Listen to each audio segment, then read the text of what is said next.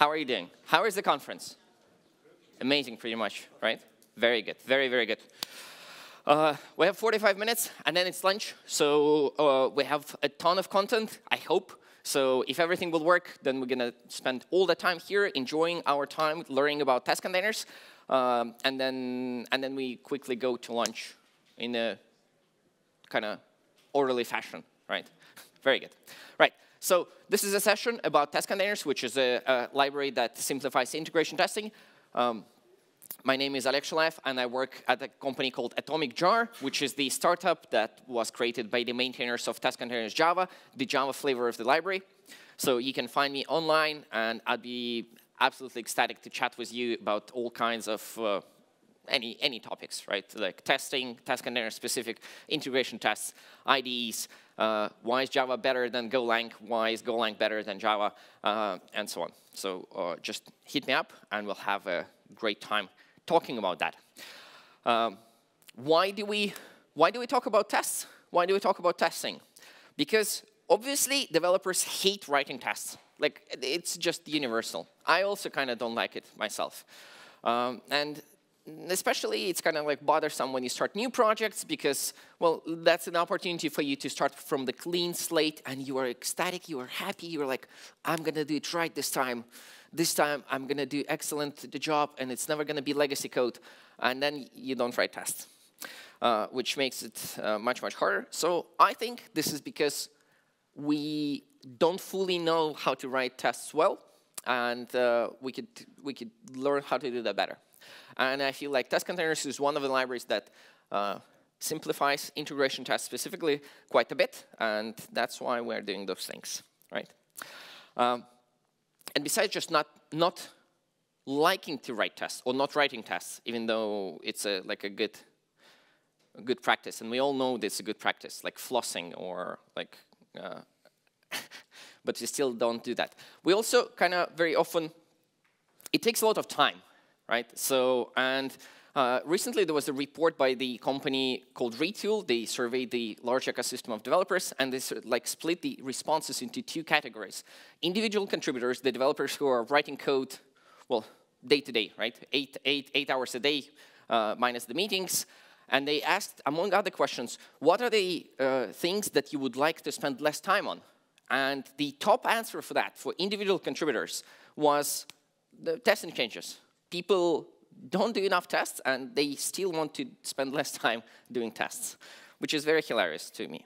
And also, the second group of respondents that they had were the sort of managing engineers, the team leads or people who are responsible for the teams.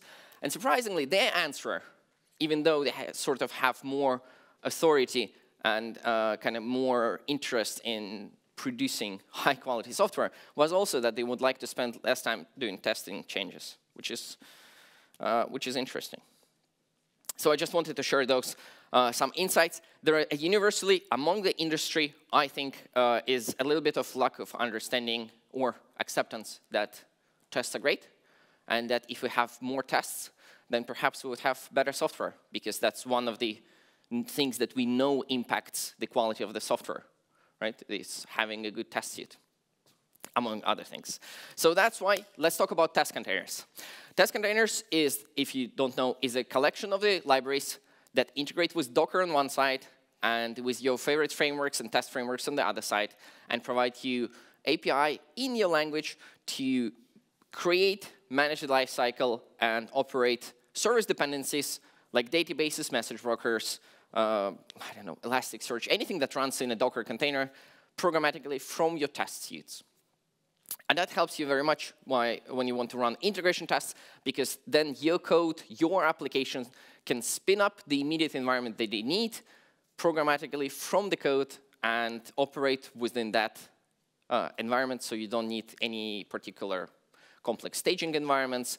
And because it's all tied and API in your tests, then it very nicely evolves with your code, right? So it never gets out of sync, which makes it very, very great.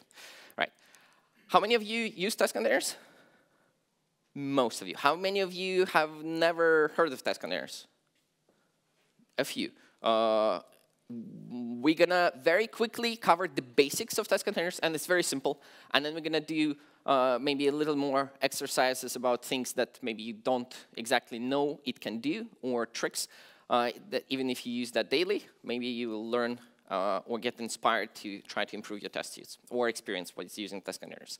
So we're gonna cover to both of those groups. Right, test containers, the basics. It uses Docker.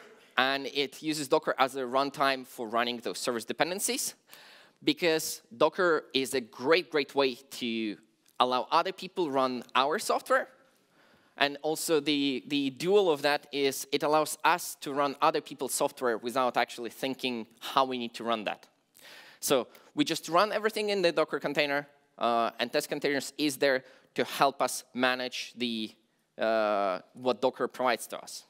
And Docker is great because it works on most operating systems that developers use. It works on most CI platforms, and it provides us with processes isolation, the file system and network isolation, the ability to create the limits and constrain the resources. And literally, it gives us the API, sort of, like, not exactly the programming language API, but it gives us an API to create instances of any software that actually exists, mostly, right? So could be databases, could be, I don't know, anything. So what test containers allows you to do on top of that is it uses the Docker Java API, and it provides you with integration on that side with Docker, and the integration with your frameworks on the other side. So if you write web applications in Java, most probably you're using something like Spring or Quarkus or Micronaut or how many of you do Spring? Okay, very good. The app example will be a Spring example, so this is good. How many of you do something that is not Spring? What do you do? Let's shout. 1, 2, 3. Very good. Okay. Both of those have test containers as the sort of de facto default solution for integration tests. So if you do go to startspring.io and you pick a dependency for testing, that would be the test containers dependency. So there are integration that understands the lifecycle and tests of your Spring application or your Quarkus application or just your normal JUnit tests, and allows you to seamlessly create and maintain the containers for anything that you need. It was created 7 years ago, which is, makes it a very, very mature project because Docker is 8 years old. So very soon after Docker was created, people recognized the need that the normal kind of knobs and configuration for Docker is not flexible enough for integration tests. Because for integration tests, you really want to have, you really want to stress the system to the limits, right? That's what tests do. They take your system, they put it in a specific environment, and they configure your application and the environment within for a particular use case. And then most often than not, those are the corner cases, because you want to see what will happen when my database is in this state. What will happen if I overwhelm my Kafka with messages, and so on.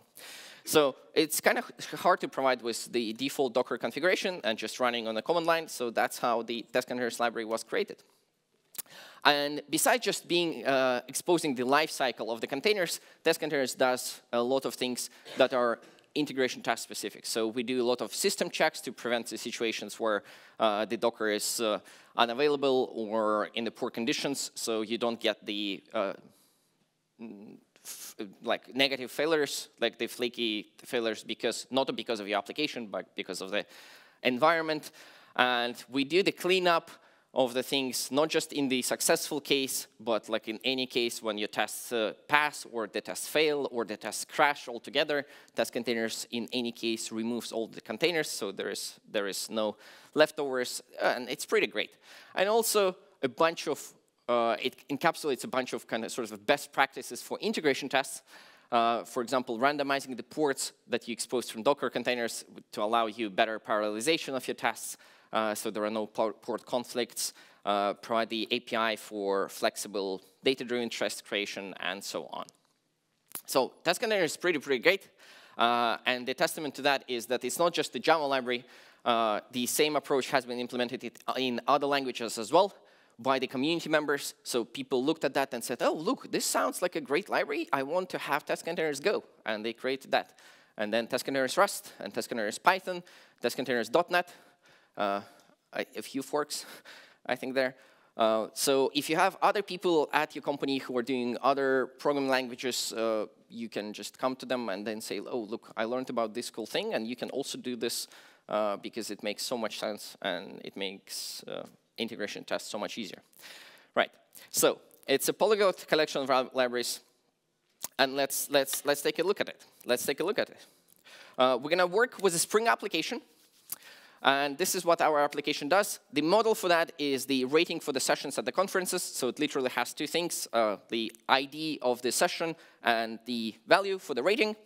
And this is how the application operates. There's a ratings controller, which is the controller to take in the HTTP queries, and it, through talks repository, stores some data in a database, and then it uses Kafka to communicate to another class in the same application, ratings listener, because that's how you build enterprise applications, through message queues.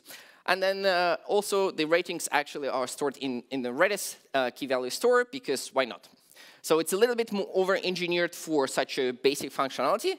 It could have been literally one class without any other things, but it does serve one really, really good point, is that it's a sample application that we all understand the business logic of, but it also uses quite a diverse set of service dependencies that we need to actually run or test this application. We're going to do this, and I'm going to show you this application. It's right here in my ID. It's a Spring application, the normal Spring application, you can see that. And it really does exactly the thing that I said. So we have a ratings controller that ties to ratings, and it has the Kafka template to use Kafka, and it talks to ratings repository, which uses Redis, and it uses the talks repository to talk through JDBC. Right, the exact implementation of the storing or the business logic is not currently that important. The important part is I have a test suite here. Ooh, this is excellent. I have a test suite with a diverse set of tests, just the basic test to check that the Spring application wires together and I have all my beans in order, and that I can talk to a repository with the talks. So there is some data, and that I can touch the actuary health endpoint, and it returns to 100 for me, and that I can do actually the business logic implementation tests. So I'm going to hit the actual application with the HTTP queries and submit the ratings to the talks, and then I will wait until those ratings propagate through the whole machinery that we had there with Kafkas and Redis and so on, and that I actually can get the ratings back.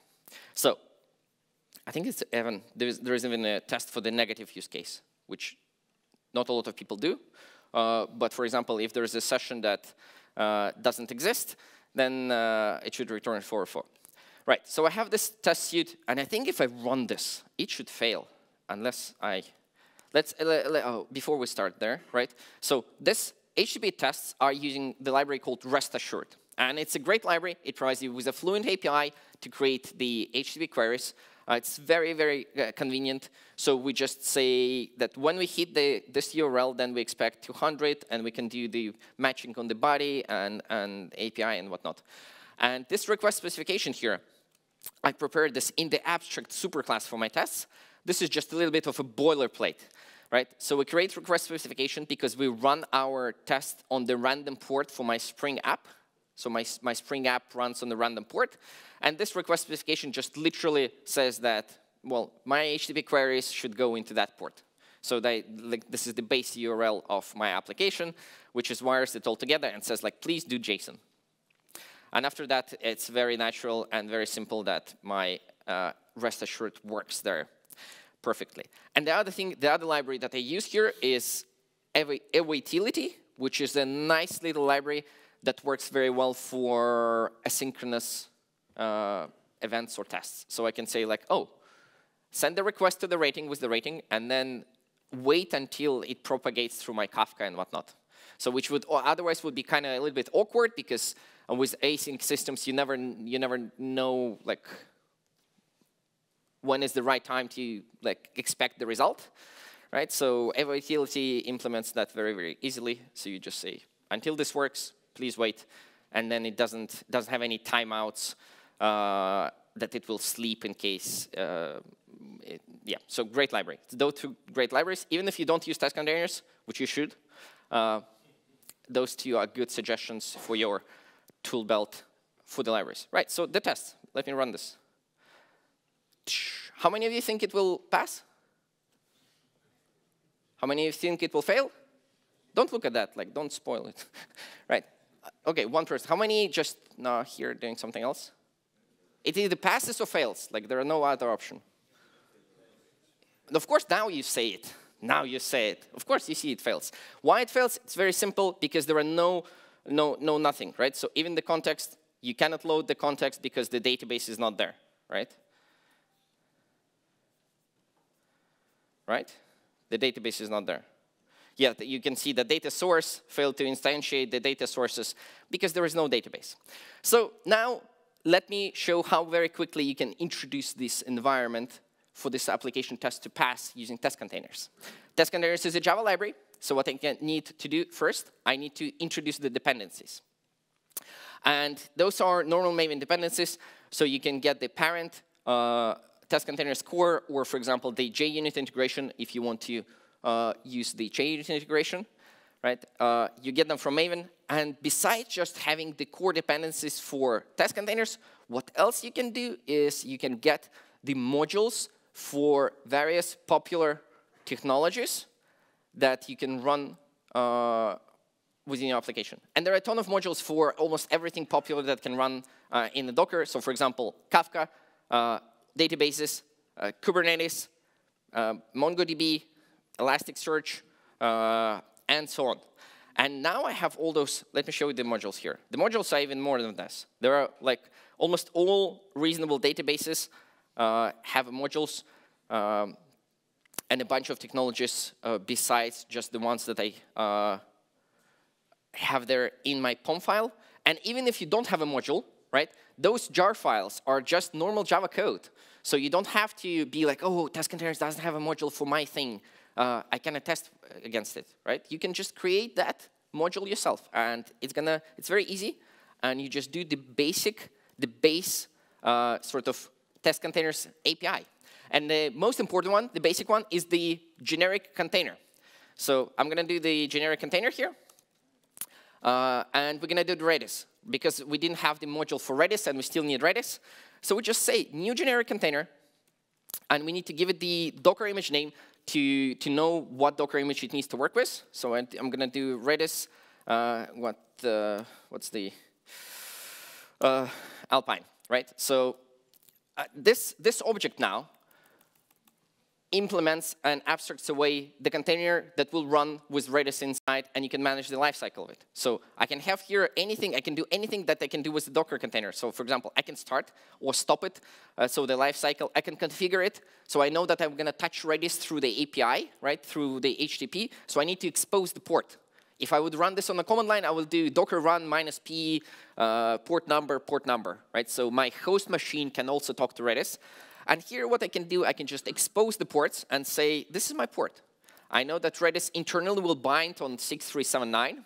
That is a port within the container. And I will expose it to the outside of the container. What port it will expose on, I don't know. It will be a high value port, because that is the best practice. Because if I would have two Redises here, and I would want to run the test like this, if it's the same static port, if it's a fixed port, then I would have conflicts, and that wouldn't work. So I would need to come up with the weird configurations. Now, Testcontainers alleviates that problem altogether by just doing the random high-level port and exposing API for you to get idea what that port is. So now we have this container. Now we need to start it, and the second thing that we need to explain to our application where this Redis will be. So you can do that in a number of ways. One of the ways is to use the manual start-stop methods, which we're going to use. But also, if you have the JUnit test, so what you can do, you can use the JUnit integration, and you can mark your class with Testcontainers annotation. and your fields with the container. And then when JUnit will start the test like this, they will go and for the static field, they will create one container per class. And for the instance field, they will create a new container and start it for every individual test. So you can get like a very fine-grained control over the level of isolation. And if you don't want to do that because you know better what kind of sort of life cycle you want, then you can always go with manual. Right? So I can do start. I can call start at this at any time. I need now my Spring app to understand where my Redis will be. And I do that using the dynamic property source thing, which is a method where I can do public static void setup things. And it takes the dynamic property registry. This registry contains the configuration that will be specific for my tests. So I have my application properties and I have my application test properties, which will, for the tests, override the default app configuration. And then I can also have this dynamic configuration that will override whatever else. Right? So here in this registry, I just say, well, I know that to access Redis properly, I need to put this Spring Redis host property, and I just say Redis get host, right? Conveniently, my IDE knows what I can do with those containers because I have my API there, which is very, very great because I don't know what I can do with those containers myself. So host, and I will get the mapped port, so it will return me the high-level host port for me, and I will just put it into the port, right? So now my Spring application will know where my Redis has started. Wait, it doesn't start anywhere yet, but I'm going to start it here. I'm going to say startables, deep start, Redis, join. This is just the convenience method because I will be starting more containers, and I want to start them in parallel, so there is a thing for that. Now, what we achieved here in like 10 lines of code. What we achieved is we created the container, we instructed it to use Redis, and we started, so we manage the lifecycle, and then we run and configure our Spring application. Note how we don't bother with stopping or cleaning up after ourselves, because that is handled by Testcontainers, so we don't care, and the Redis will be stopped afterwards. Right. I still cannot run my test because I need more databases and Kafka. Let's do Kafka. Kafka is even simpler. How many of you know how to run Kafka in a Docker container? That's quite a bit of YAML. You need to configure. There are sometimes you need the zookeeper. Sometimes you don't need the zookeeper. You need to configure things. I know that because I've seen the implementation of the Kafka container module. But luckily for us, because I had this Kafka Testcontainers dependency, I can just do Kafka container. And I can just say, parse my Docker image name, Confluent. What was it? Conflu and inc. CP Kafka, very good. 5, 4, what? This is actually the best thing. The content assistant in IDEA on the thing. It's available in the new EAP only, so hopefully it will make to the release. That's it. So I just say Kafka container, and this Kafka container, somebody who actually understands how to run Kafka in a Docker thought about this and said, I'm gonna encapsulate all that knowledge and all that configuration that I need to do in the library that my fellow developers I'm going to use without understanding how to run Kafka in a Docker. Because as an application developer, honestly, I couldn't care less about how to run Kafka in a Docker. I just want to have Kafka for my tests, right? So all those configuration options are still exposed to you. So if you want to configure it somehow specifically for you, you can do this. But like, you don't have to understand actually what exactly is supposed to happen here, right? We just say, give me Kafka, and the Kafka is there at our command, Kafka, right? We're going to start Kafka the same way, and we're going to configure Kafka the same way here with the registry. And for that, I need Kafka, and then a bootstrap servers, right? And then, luckily, I have the convenience method there, get bootstrap servers that my IDE conveniently offers to me. Now we have those two. Now we need a database. I could also do the database the same way. So for example, I can do the new, I'm going to use Postgres, so I can do the new Postgres container. But I also can do a thing called the Jbc Driver Integration. So I'm going to instruct my Spring application to use the data source that is JDBC, BC, And then instead of just plain JDBC URL with the, say, Postgres dialect, I'm going to say the test containers, and then I'm going to just say which image I want to run. PostgreSQL 14 Alpine, and then the database name doesn't matter. And now, when Spring will start loading the JDBC driver, right, they will try to find the driver for that line, and that has the TC in it, so only the test containers driver will kind of respond that I can handle this. And then instead of just providing like the connection to the database, it will spin up the database for you in a Docker container automatically and configure your application to use that by default. So this is all that you need for your database integration tests, which is incredible. Right, so does it? Yeah, we start Redis Kafka. I think now we can just run the tests. How cool is that? Can we run the tests? Will it work? Who thinks it will work? Who thinks it will fail? Like, I'm 50-50 on this because sometimes there are typos. But conceptually, it's supposed to work now. It's supposed to work.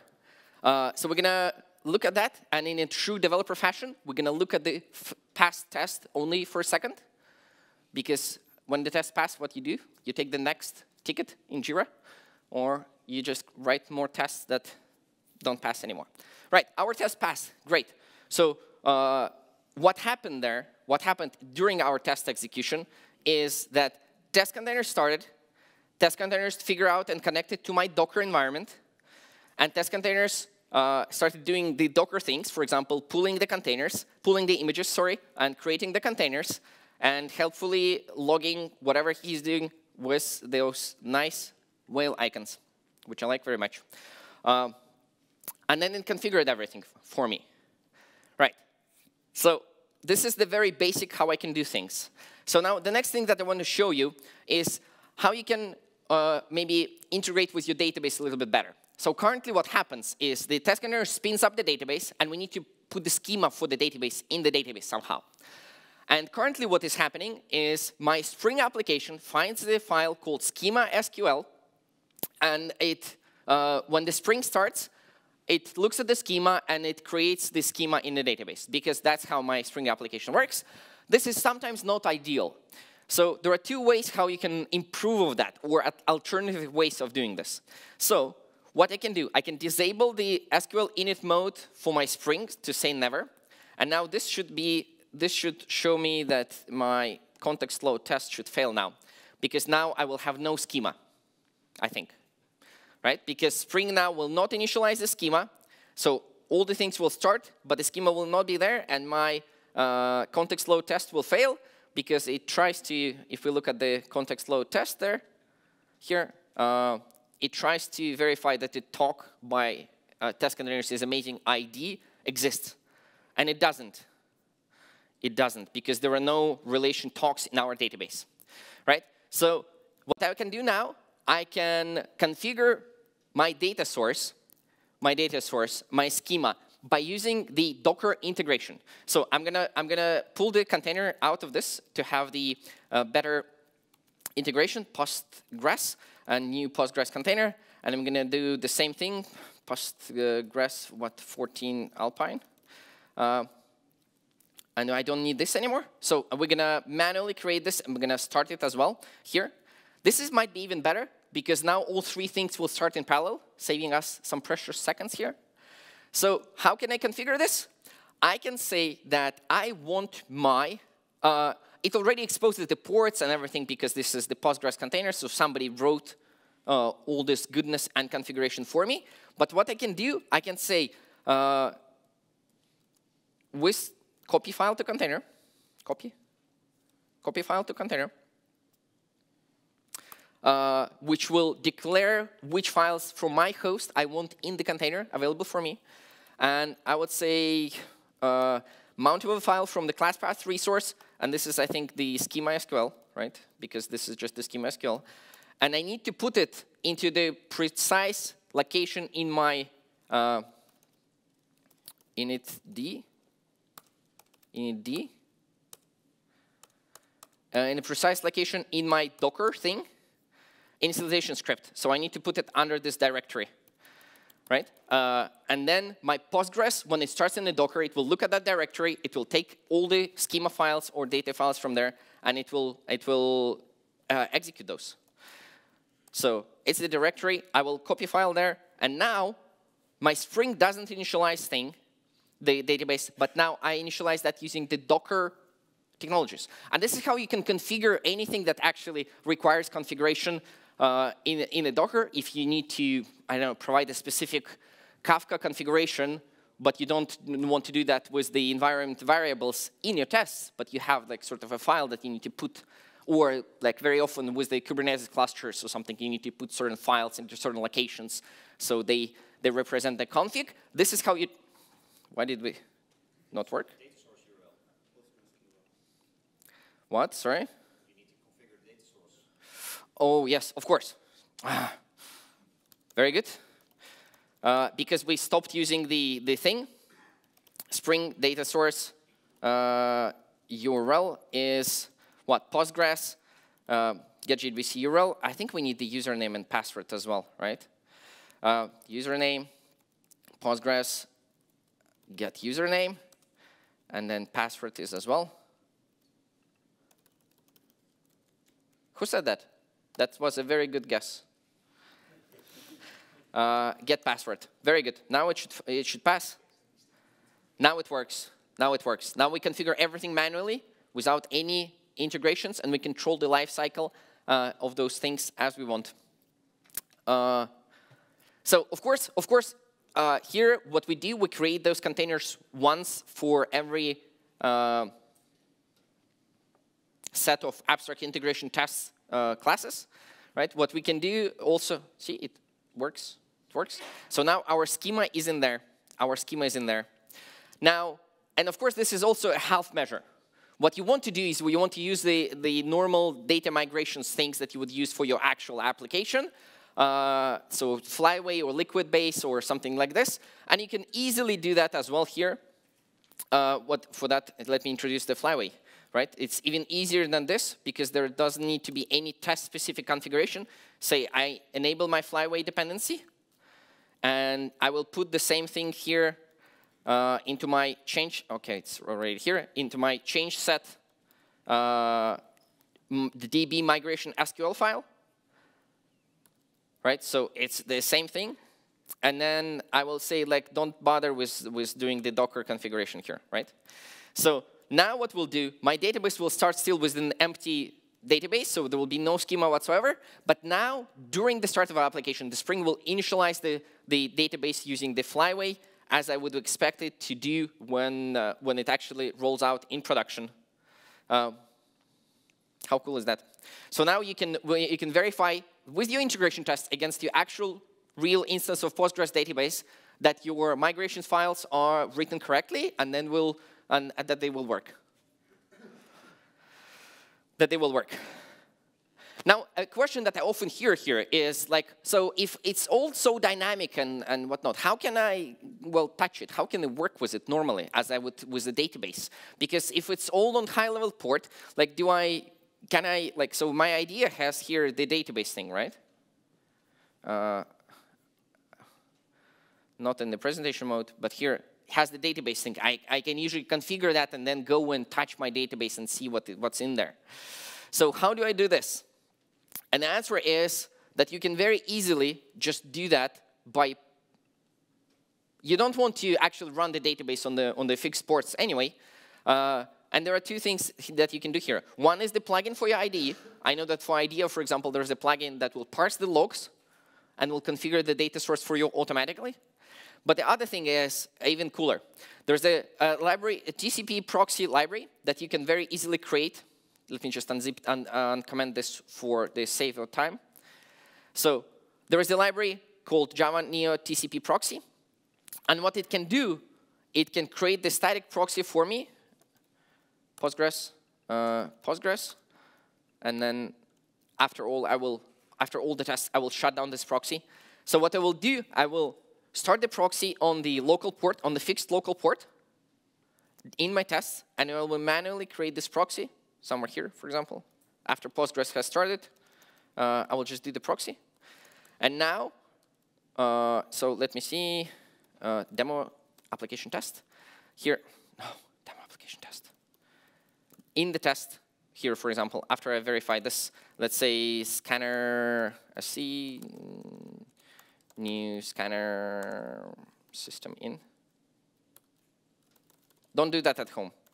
This is just for so my test doesn't finish very quickly, right?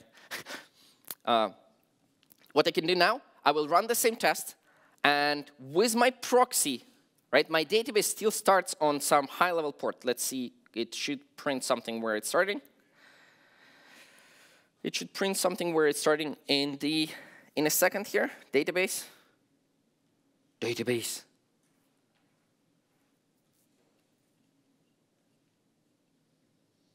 Right, okay, it's in the test, so database has started. Yeah, so it binds to a high-level port, right? And of course I can work with that, but what else I can do, I can just go and configure, because I know that I have my proxy, right? I can say, I would like my test proxy to work with my predefined fixed port, because I know that I run it, and I will do the default values here at test, and I can test connection, and it passes, right? Because it proxies into my application, and then I can have my my schema there with my, look, it has this flyway with migrations, and it has my talks about test containers there, and I can do things, and you can do that with all technologies. So if you, for example, if you run your UI tests with Selenium or Playwright or something like this, you can do the same proxy, and then you can open that manually in your browser, and it will work as you expect as usual, because the proxy library there, it doesn't fail if the port is in use. It just like reuses the configuration, right? So even if you rerun tests multiple times without stopping the proxy, your user experience will be the same, which is kind of very, very cool. So that's how you can debug. So if you run your Java application in the container and you want to attach the debugger remotely, what do? You proxy the debug port, which usually your IDE would expect to be at 5005. But from the container you expose, and it will be random, and you do the same thing and dynamically wire it together with the code. Notice because there are no line of YAML was written here, which from my point of view is an excellent achievement, because as a Java developer, I know how to work with my Java code. Like, that's literally what I do all the time, and my IDE helps me on every step of this way. But yeah, it sort of helps me with YAML as well, to be honest, but to much less extent. Right, so this is the proxy. Speaking of proxies, you can do more cool things here. If you want, for example, you can do a little bit of chaos engineering. Do you have a few minutes? Let's do chaos engineering, right? Wait, did I want to do chaos engineering here?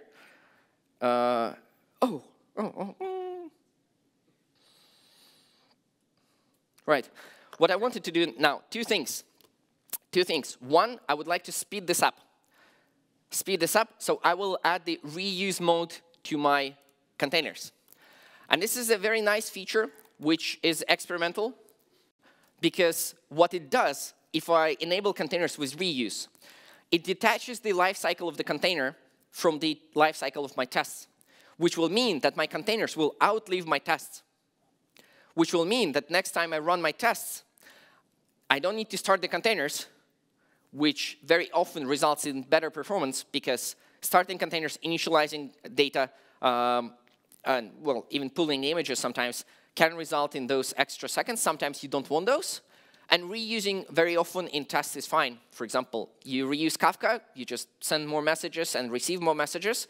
You don't exactly, not very often you worry about the historic data there, right? Or when you roll in the schema and any changes, very often you do that in production, so you can do that in tests as well. So you can enable the reuse, but because it's a sort of the feature that kind of influences the environment where it runs, right? So you don't want some random code enabling reuse in your CI, so your beefy machine in CI that runs like test jobs from all the services will suddenly start leaking containers, right? So it's not just this. There is also a key on the environment level. So if we do configuration in the Testcontainers properties in home, and I can specify the reuse option there, So my environment needs to opt in into the reuse as well, right? Not just code, because otherwise, like, everyone would do this. So for your local machine, you can do this. For your CI, in some very strict environment, you might need to talk to other people. But this is good because those other people also use the same CI. So you don't want to break them, their code accidentally. Be considerate. We're all developers. We all struggle with the same things. Right. So I enable the reuse there, and I can re-enable the reuse here. And it is just one of the methods.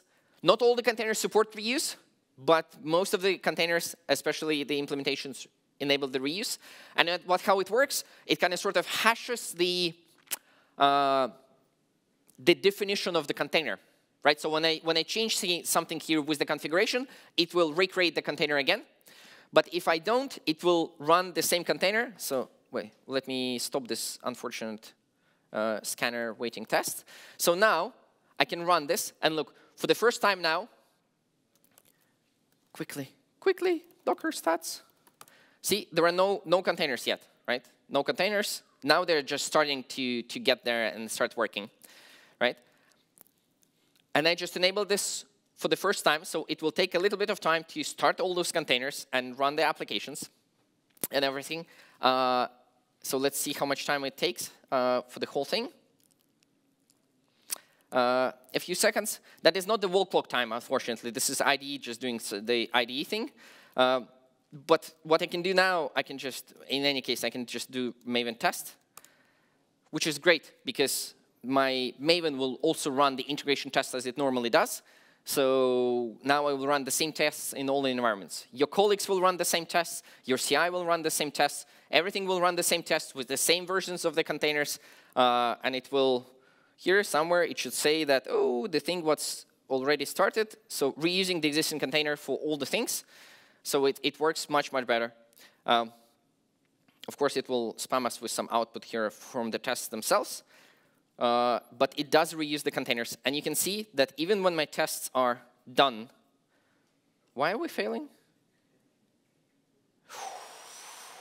What failed? Who knows what failed? No, it's not that. Yeah, now there is a double data. Expectations 1, actual 2. Interesting. Where is it? What for? 66. But this is the whole assert, right? You reuse containers, so now there's more inputs. Yeah, there were more ratings, but like which number? 72. Right. And then your test passes, the containers are reused. I would just, like, there was just a note that we have no time for figuring this out, right? The containers are still there, which is kind of cool. But it also means that you need to manually eventually stop the containers. But you can optimize your test suite. Was it Docker PS? Okay, it stopped. Very good. Everything killed. Right. So things. We have 2 more minutes before lunch, and I want to show you the chaos engineering because it's very cool. 2 things. No, 2 things, 1 minute for each. Right, so what I can do now, I can create complex topologies of things. So I can say network, new network. And not the full network, just the default network, right?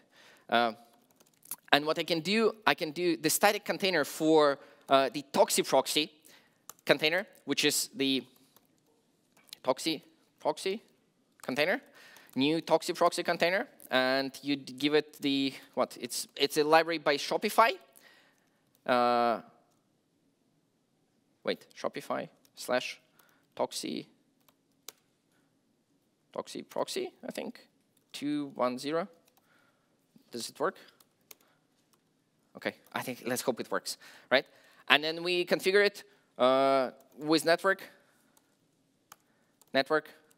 Why is this doesn't work? New network. No, why is this? Static network.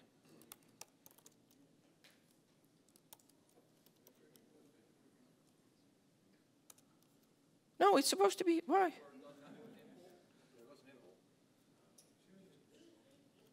I heard that. Hurts my feelings. New network. Wait, what is? No, it's supposed to be new network. Look, I'm going to show you. No, seriously. Wait. Tcp Proxy. It worked on my machine just before. Oh, it's network, new network, of course. I'm sorry. I'm being dumb. Right? So we do the public network, not network, and we need it to be static. So, and then what we can do, we say Redis, you are now with the network, right? And then what we do here somewhere, besides creating the proxy for the database, what we can do Tcp Proxy, get proxy for Redis,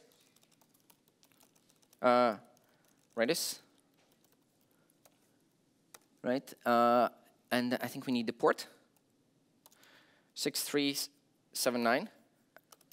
Let's say that our Redis will be, it will be called with network alias Redis, just in case. So we take Redis, we create that, and this is our proxy container, our Redis 1, and then we do Redis 1 here, and I think it's it's get container IP address, and Redis 1, what's the get proxy port, right? So now our Spring will go through the Tcp Proxy Redis, and what I can do now here, for example, I can say Redis 1 toxics, and I can do various things with the network. So for example, I can say latency will be horrible, right?